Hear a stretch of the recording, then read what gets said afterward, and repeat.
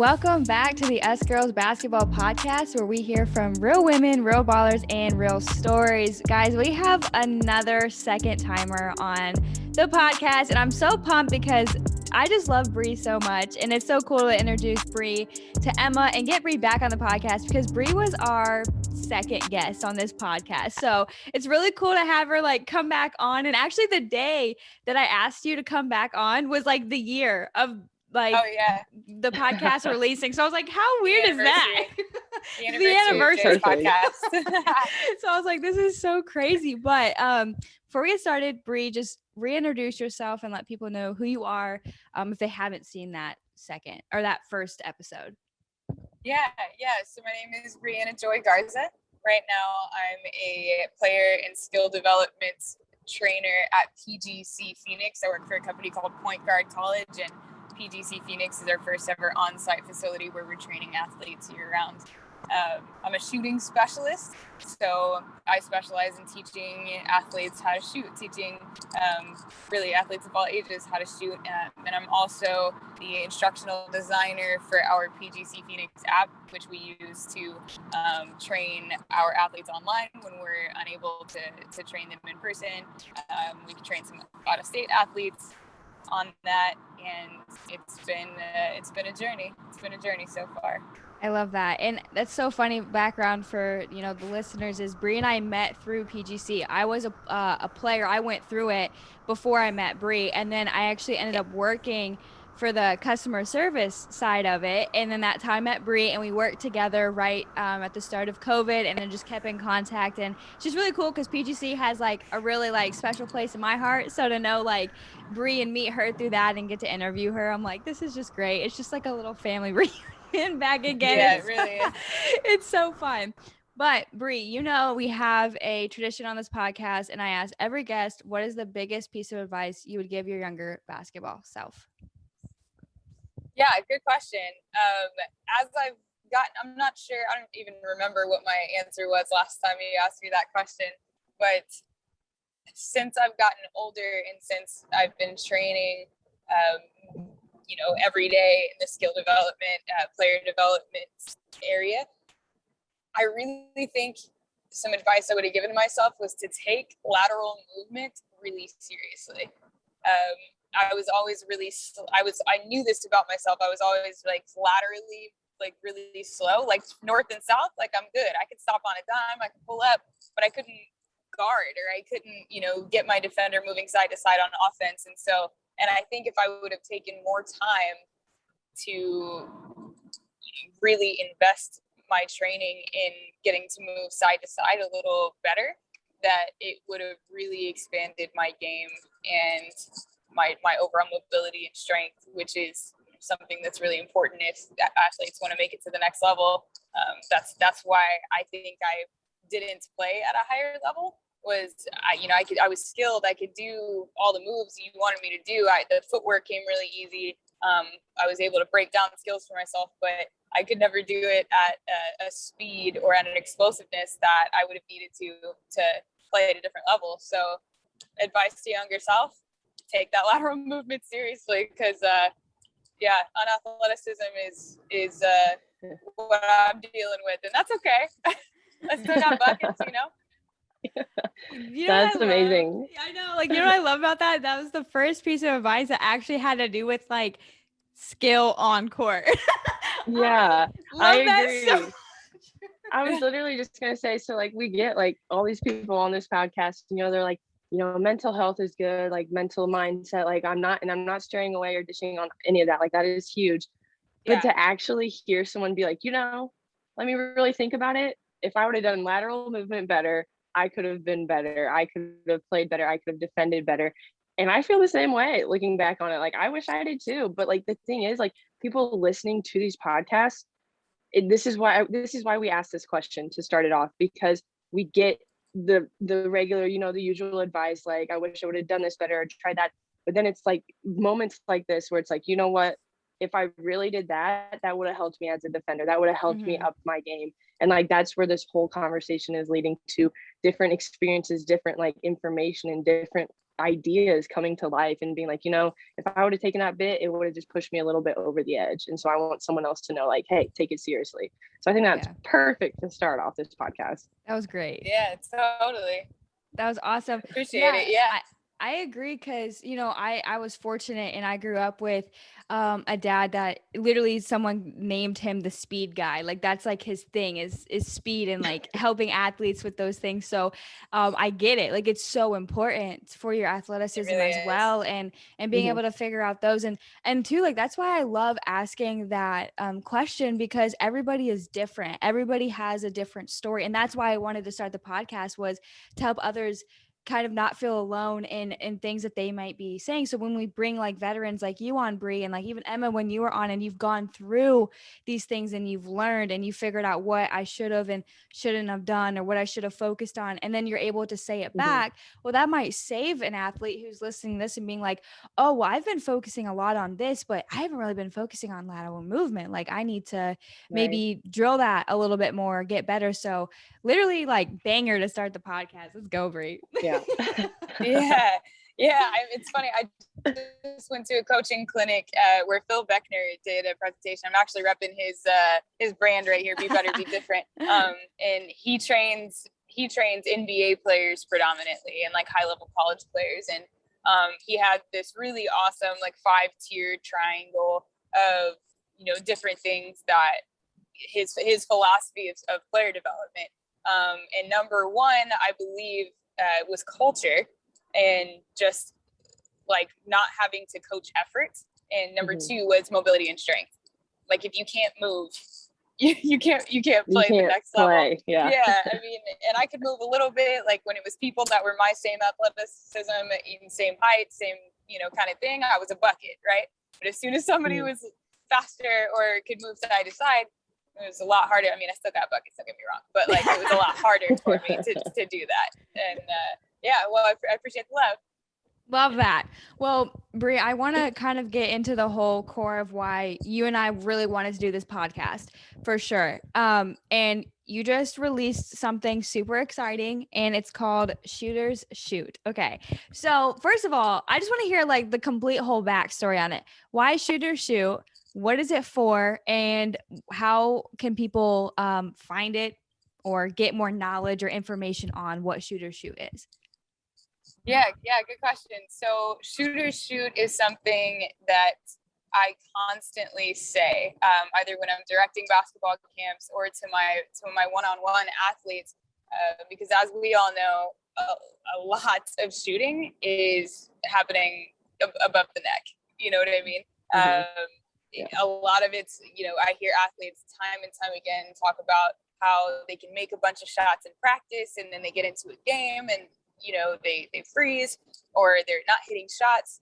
And the example I always use for my athletes is of James Harden. He played a game a few years ago and he got interviewed after the game. They ended up winning. And he went like 0 for 16 in the first half or like in the first part of the game, 0 for 16. And so after the game, the interviewer, as she should, was like, yo, how did you keep shooting? And he said, and she said, you went 0 for 16. Like, how did you stay in that mental space to keep shooting? And he goes, what? He was like, whoa, I went 0 for 16. I went 0 for 16. And she, she starts laughing. She's like, yeah. And so that was one of the things that I share with my athletes, like shooters shoot.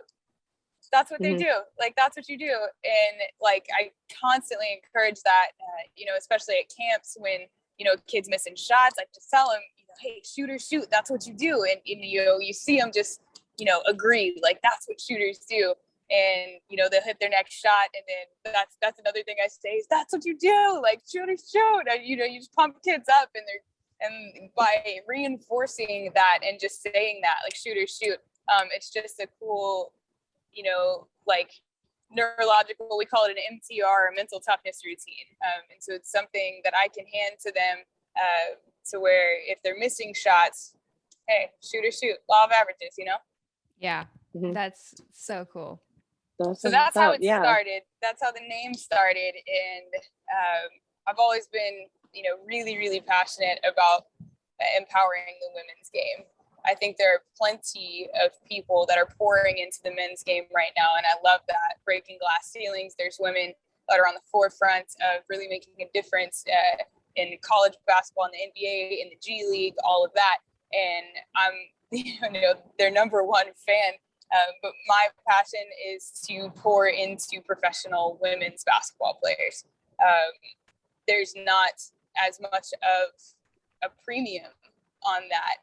And that's something that's just really important to me. For example, there's, agencies out there that send trainers out to train their NBA guys who don't have a trainer, right? Like agencies, like trainers who work for agencies and do that. There's not currently. What's the last thing I said? I'm sorry. It's okay. It's just you paused on a really funny face.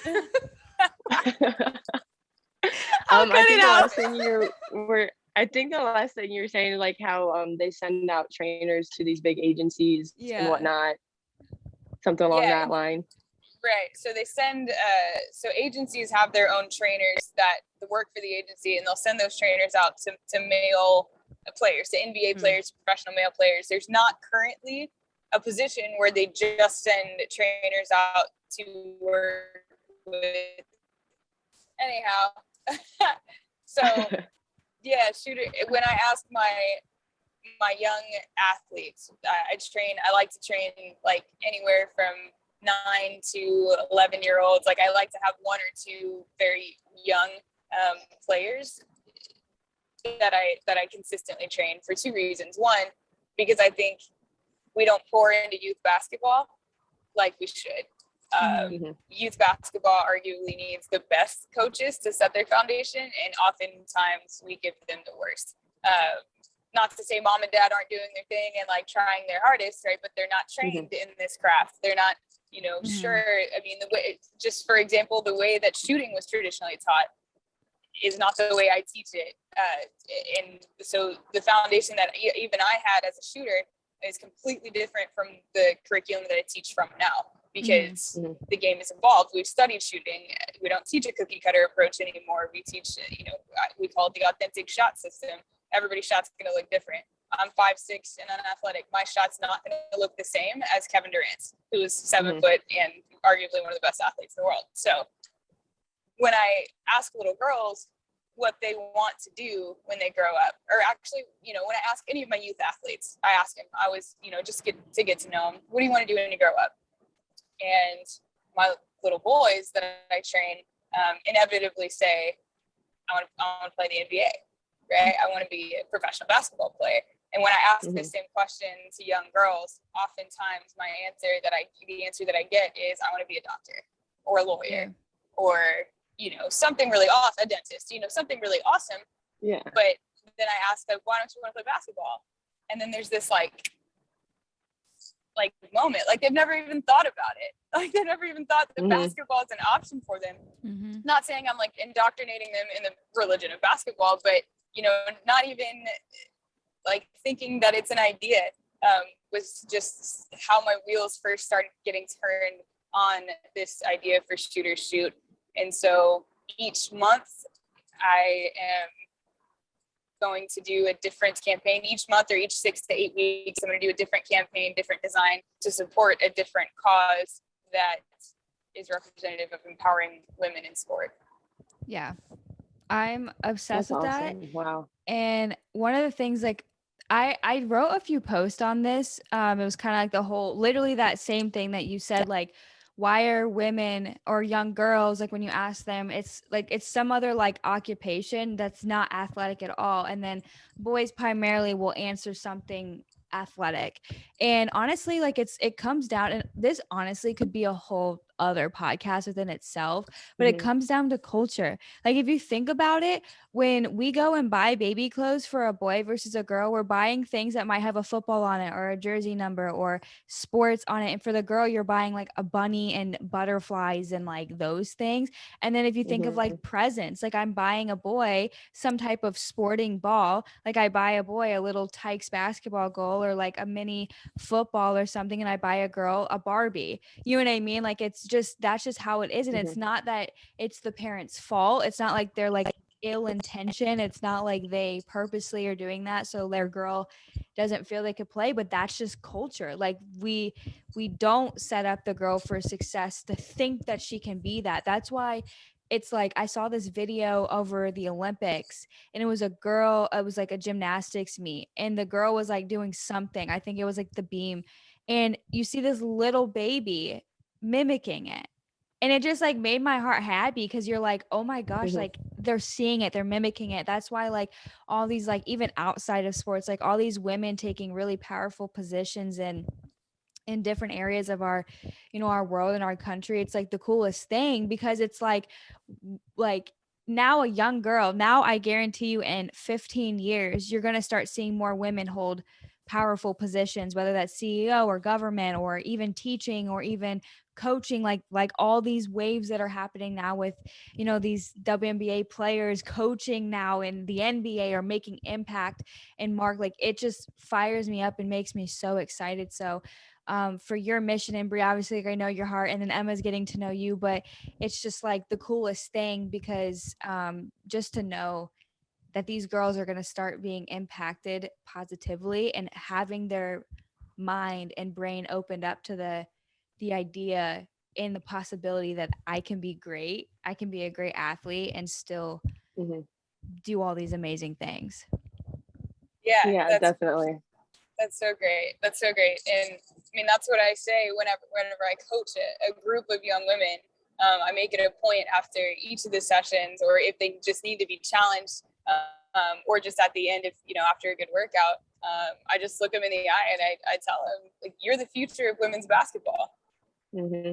That's who you are. Like, Yeah. and whether you guys realize it or not, like, this is your chance. This is your opportunity. And like you just spoke to, Jay, like the world's gonna look a lot different because of what people like you, you know, and people like, you know, these young women that I coach. And I'm starting to hear that answer of I want to play basketball like more often than I heard even just a year ago. Mhm. Every once in a while, Mhm. I'll have an athlete come in and train with me and ask them what they want to do when they grow up, and they just look at me and say, I want to play basketball. It's like, let's go. Like that's exactly, you know, that's the mindset. Shoot or shoot, you know? Mhm. Yeah, for sure. And I think it's amazing, especially like with all these like Olympics finishing up and like the seasons and whatnot, like NBA, WNBA finishing. I've noticed like a lot of light around, you know, like Megan Rapinoe, Brianna Stewart, Deanna Taurasi, Sue Bird. And really like after these Olympics, really like honing in on Taurasi and Bird. And like, you know, they won 5 gold medals, like in the US team, like they're like on a streak of gold medal games. And then, you know, Megan Rapinoe, she's like the best player in the soccer league right now for women. And just like in Brianna Stewart this past year, she won a WNBA championship, an Olympic gold medal, and an overseas championship. All in, it's the Crazy. only like WNBA player to kills. do that in history. Exactly. And like the thing is, it's like catching up to me and really realizing these girls that we even watched going through our time of playing and growing up and learning our game was like embolized through them. And now we are seeing like, you know, their career catch up to them and how all these like acknowledgments and trophies and prizes that they've gotten. And it's kind of like, whoa, like our generation that we are following is kind of almost getting to their end. So, you know, like these next girls have to step up. Like it's going to be someone else. Brianna Stewart's not going to be around forever. Deanna Taurasi, she's not going to be around forever, even though I wish she would. You know, she's like the GOAT of the WNBA. Yeah. But it's just like, it's that time where we're like, you know, Dana Evans is getting her chance to step up. Taisha Harris is getting her chance to step up. It's these new young stars that are giving these younger girls someone to look up to. Like these are their idols. Ours are like, I guess we could compare them to like when we were growing up, like our Michael Jordan was like Brianna Stewart and then like to put it in that age range. Now they have this chance to be like, you know what? If these girls can do it, they're just getting into the WNBA. They had a killer first season or whatnot. It's my turn. I can do it after them. And I think that's really amazing just to know, like, I'm sure all 3 of us can like attest that we know people who we've played against in college at that level and in travel ball and that are now playing professionally, whether that's overseas or like in the WNBA. And it's just like, wow, you know, time flies, but it's like these people have been my inspiration playing alongside them. But it's like now they get the chance to bring that other generation up. And I think it's huge, especially like I said, how Olympics were finishing up and seasons were concluding. They really did show like the highlights of what like these women players and athletes have been doing. And I think that's one thing that, I mean, I follow like all the sports apps like everyone does, but I think that's something that they're doing more of, but it definitely needs to go a long way as well. But definitely just seeing like all these accolades and whatnot of where these athletes are, it's like, you know, hey, we need to appreciate this greatness and thank you for bringing up this next generation. Now, hey, you had that to look up to. It's your time to lead your own story, leave a journey to help bring these other girls coming up next. Mm-hmm. Definitely. I mean, and you hit the nail right on the head there. Like, the foundation has been set by women who were working. Tamika Catchings was working at a coffee shop at the same time that she was a WNBA basketball player. I mean, just, yeah, like we're the next generation, and I think it's our job to honor like that foundation that these veterans have set. Sue Bird, Diana, Tamika Catchings, Christy Tolliver, you know, all of these women who have been in the league for 10 plus years, or in the league when it wasn't, you know, as sexy as it is now, or as like, you know, social media wasn't a thing, so there's no way to get these women's stories out. Nobody took women's basketball seriously, and so we're on this, you know, this crescendo of just greatness for women, especially women in basketball. And man, that's the mark I want. I was never gonna leave my mark. So like, this is how I want to leave my mark on the women's game as a player development. Yeah, creating great shooters out of every young woman that I work with. That's the plan. yeah, which I love so much. And I feel like too, I kind of had this like thought as we're talking. It's like, it's almost like, well, the word kind of came out of head. Like, we almost owe it to the game of basketball. Like, we're so passionate about this, and like we're doing these things, but it's like we almost owe it to the game to now give back in these ways, and not just like kind of walk away and leave it for what it is, you know? Because I mean, it's okay. I think everybody has their time and place in the game, but I feel if you have a really strong passion for it and you're really you know, wanting to make that impact, like find the unique way to do that. You know what I mean? Whether that's like sharing stats all the time, or doing like training, whether that's just being like a mom or a supporter, you know what I mean, for these other girls, like a team mom, or, you know, something like that. Whatever it is that you feel like you can empower and leave a mark, like there's always room for that. So that's why it just makes me happy when I hear, you know, people like you, Bree, doing that, and really like making a space for women to also enter into like a more maybe like male dominant area, or like even like kind of, we were talking like with Brianna Stewart and like her achievements, winning like 3 championships this year. If that was a male, that would be all over ESPN. They would break down every stat, everything. I mean, I swear to you, when you're watching an NBA game, they bring stats up that literally make no sense. You're like, why are you even bringing that up? Why should I even care? But the fact that she won 3 championships, and can we not forget that she's coming off of a Achilles injury? You know what I mean? So it's like, holy cow, like, you know what I mean? And obviously, like, it's just one of those things where that should be talked about more. And I feel like that's on us too, though, to be that source and take that on and however we may do that. I know on TikTok I have fun with sometimes, like if like I did like the WNBA fashion TikTok once for the All-Star thing, just like not that I love fashion, so maybe that's why I did it, but it's more so like so people see the just what they're doing for the males and having someone to do that for the females. So if like any of you guys who are listening, like have some type of passion for it, it could be literally to like rate the fashion of the WNBA. It could literally be just to share stats. It could literally be like, I don't know, like a clothing brand, or like maybe like a hair brand or something like that, like supporting the WNBA, because, you know, there's a lot of girls who like to show their uniqueness and stuff, and finding ways that you can like do that. I just think that's like really, really important, and something that's needed. So yeah, that's like huge. And that just like, that was an idea that came to my head while you two were talking. I was like, yeah, this is big. Yeah, definitely. That's and like great. Yeah, and following that, like especially what stood out to me, like with what Bree said, and then like piggybacking off you, Jay, like how back then it wasn't sexy for a woman to be good at sports or Yeah. to show that they were good at the game.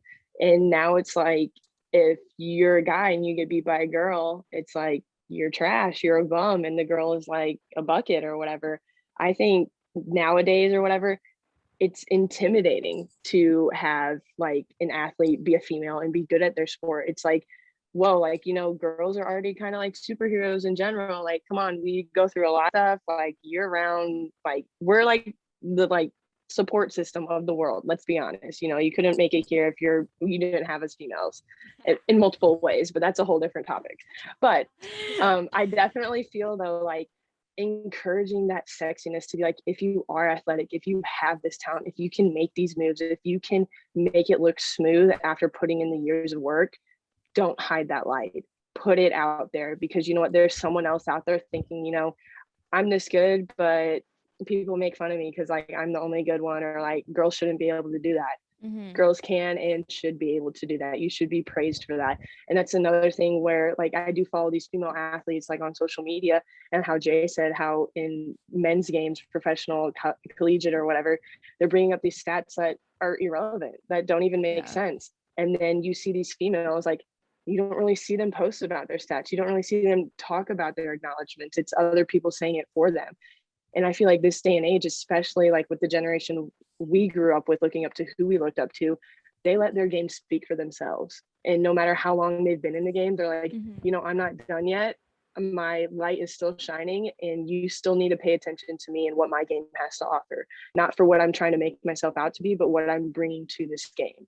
Like Sue Bird, how long has she been playing? She's literally like, her and Deanna Taurasi, like the moms of like the WNBA. And they're like, you know what, I still have skill to play. And they make it look so easy. They make it look so fun. That's one thing that really encourages me watching them, as like I'm not playing anymore obviously, but like having like these younger girls look up to them, and just how easy and the flow of the game is. And you know, like after the game, it's not like, yeah, you know, I just scored 40 points, won my third championship. It's like, did you see that pass? Did you see that play? Yeah, casual, exactly. But it's just like they bring this life to the game where it's like, I'm gonna let my game speak for me, and then you can show me off if you want to or not, but I'm still here, I'm still around, I'm not going yet, because I have a lot more to do, and I have more to show to this younger generation that's coming up. Because if you can hoop, if you can get a bucket, that's sexy, that's attractive. And honestly, if you can beat anyone, female or male, that's sexy, that's attractive. Keep working and keep going, because before you know it, someone's going to be looking up to you. So that effort, it really does travel down the trail. Yeah. Amen. Yeah. And we don't even need weird stats. Can we just get like instant replay? Right. Is it too much to ask for that? Like for the WNBA League Pass? Like simple. Yeah. Simple. League Pass, WNBA League Pass. Like something happens and you're even at I was at an LA Sparks game and like even on the Jumbotron, like they didn't even like replay anything. Like, can we, that seems like a simple, a good place to start, you know? Like, let's get the replays going. Can't be that hard. Literally. But no, awesome, Bree. Thank you so much for being on this podcast. Before we end off, plug everything. Plug Shoot or Shoot, your Instagram, all of that. Go ahead and just plug it for me. Yeah. So all 100% of the proceeds of the sales for Shoot or Shoot gear goes towards the Women's Sports Foundation, which is a foundation that puts money into causes that are empowering women in sport, that are really trying to spread the brand of women in not just basketball, but in sport everywhere. And Shooter Shoot 70 is my Instagram tag line name, I don't know, username. And the reason it's Shooter Shoot 70 is because the standard that I set for my athletes is you have to be 70% or better at this level of shooting. There's 5 levels. I can talk to you about that another time, but they have to be 70% or better at level 1 before we bump them back to level 2. Same thing from levels 2 to level 3. So Shooter Shoot 70 is my Instagram. The link to get a Shooter Shoot product is just in my bio. And the shirts are pretty cool. There's a bunch of different colorways, a bunch of different styles, and each each new campaign will have a new design, so the shirts are all limited edition. Go get yours today. Awesome. Well, That's I love what's that up. so much. Guys, that's all going to be in the show notes below. Also at Us Girls United, when this podcast comes out, all that information will be there for you. Also at Us Girls Basketball Training on Facebook, all that stuff will be there. Make sure to rate and review this podcast, as well as share it with somebody who needs this. I mean, I think everybody needs this, because there was a lot of encouragement, just as female athletes. There's a lot of encouragement on what to do as an athlete and as a retired athlete, and all of those things. So again, Bree, thank you so much for being on the podcast, and we will see you guys next week. Peace. All right. See you.